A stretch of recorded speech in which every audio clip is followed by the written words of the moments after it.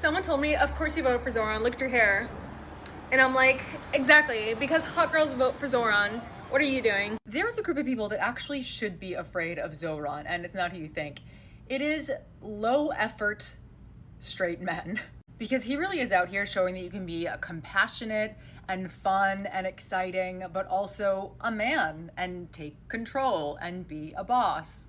And also dote on your wife and love your woman proudly and loudly and publicly. And the women, they are swooning. So I feel like if you're a man and you're just like, I don't know what women want, look to Zoran. Just look to him.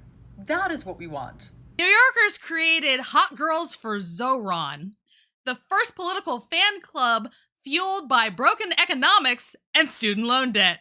Hot Girls for Zohran isn't just a hashtag, it's basically a cult. Fans are treating him like he's the lead actor in 50 Shades of Public Policy. The fan base is somehow more dedicated to him than he is to basic math.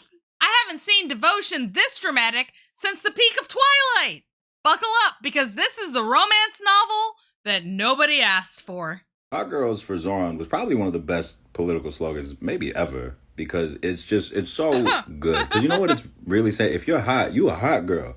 You voting for Zoran because you fine. Whatever. It's amazing.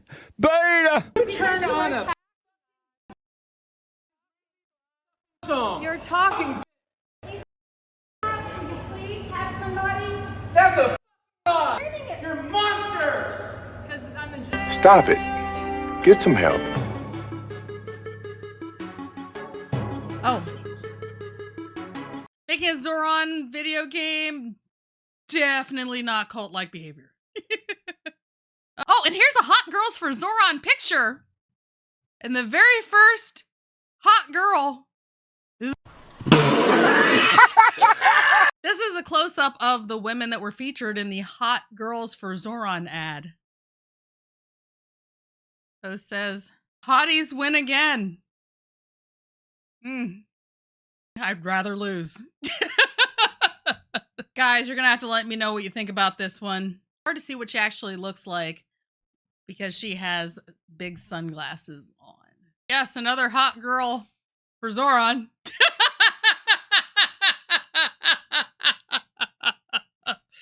Oh gosh, doesn't it feel good to be a conservative? Wow, they are carving Zoron pumpkins. Pumpkins rot quickly. No thanks, I'm voting for Zoron. First, I want to play you a clip from a drag queen named Ariel who explains her devotion to the New York City Mayor-elect Zohran Mamdani. It gives me, maybe for the first time in my life in American politics, a real sense of hope. The mayor of New York City is Zohran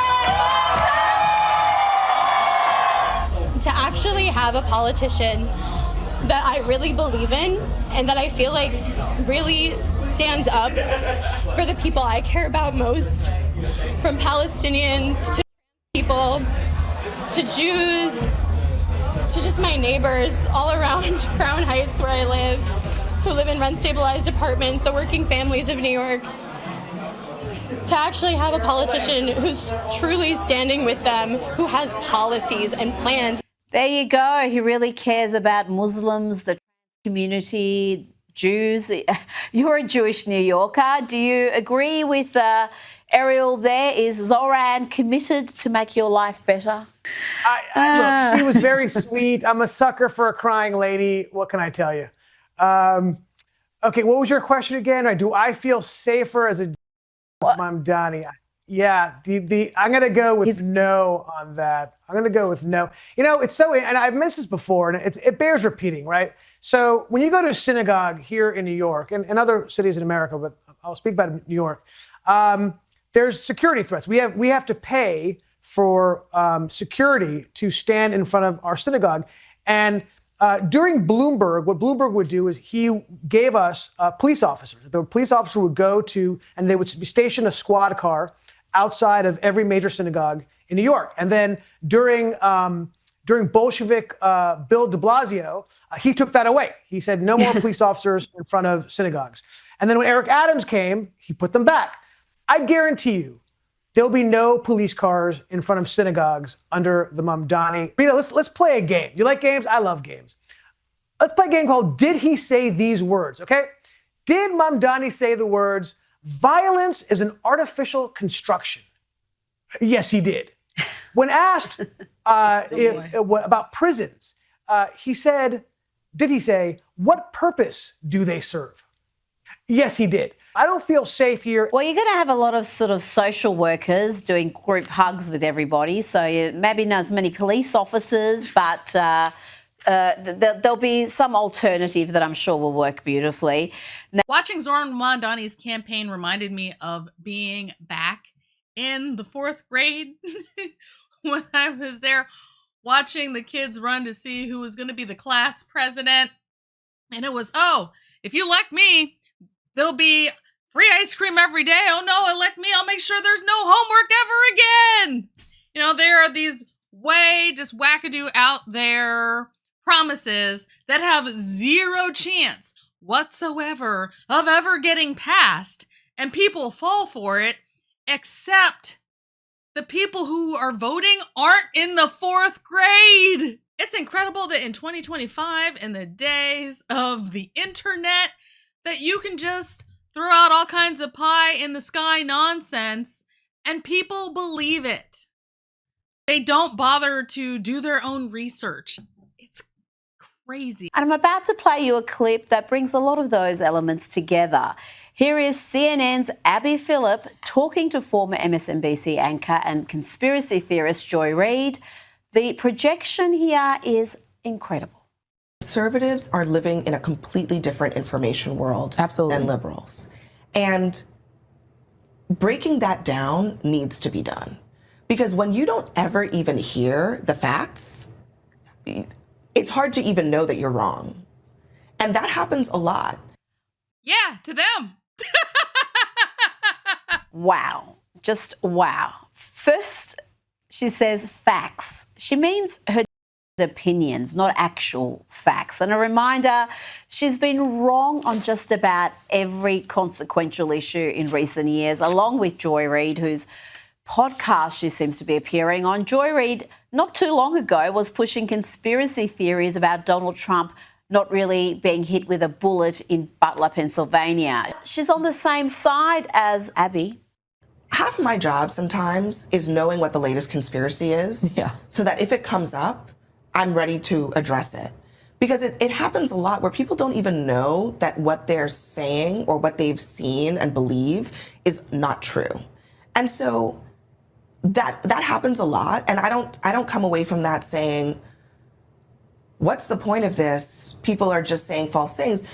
I think that one time that person brings up something that is debunked and false, and I debunk it at the table, might be the very first time that someone out there has heard an alternative point of view. She debunks things at what table? I know she's not talking about the table on CNN. Not with Scott Jennings, they're holding her to account and just wiping the floor with her every day. No, she must be talking about the dinner table. Maybe she can find some sort of uninformed person at the dinner table, but not at that CNN table. Yes, we conservatives really need Abby Phillip, the hopelessly biased, hopelessly wrong Abby Phillip, to debunk lies for us. Let's have a look at her recent form. It's clear as day. The FBI put out statistics. Crime is going down. You don't have to twist the facts. The FBI quietly comes out with this new data that shows actually violent crime is up 4.5% during that time frame. The only person making an accusation that people are not getting what they've asked for is Trump, falsely claiming that the administration is withholding resources because of political affiliation. That is just not true. Well, the Federal Emergency Management Agency is facing major backlash after confirming reports that a supervisor ordered disaster relief workers to avoid homes with Trump yard signs. There's actually not any evidence linking any of Hunter Biden's wrongdoings to Joe Biden. I guess we're all supposed to act like we don't know who the big guy is. Come on. You are incorrect. You think that Biden would actually pardon Hunter Biden, despite him saying pretty. Yes, as a father, he would. No. He's going to get pardoned by his dad. There's no question about that. The president has ruled out pardoning his son. Breaking news. President Biden has just pardoned his son. Oh, there's so much more. And thanks to Maze Moore for that great compilation. You can use my Buy Me a Coffee link to buy Leroy a dog treat. Leroy, stop that. You're so cute. Oh, I love you. I love you. You guys steal the show. Thank you for tuning in to another episode of Red Dawn Daily with your host, me, Dawn Marie, and sometimes Leroy. Leroy, you're not bored, are you? Leroy, did you know that 9 out of 10 people only watch to see you? Yeah. I'm just kind of here holding space for you. It's true. It's true. Leroy, you're so much fun. You're way more fun than any puppet. Right, Leroy?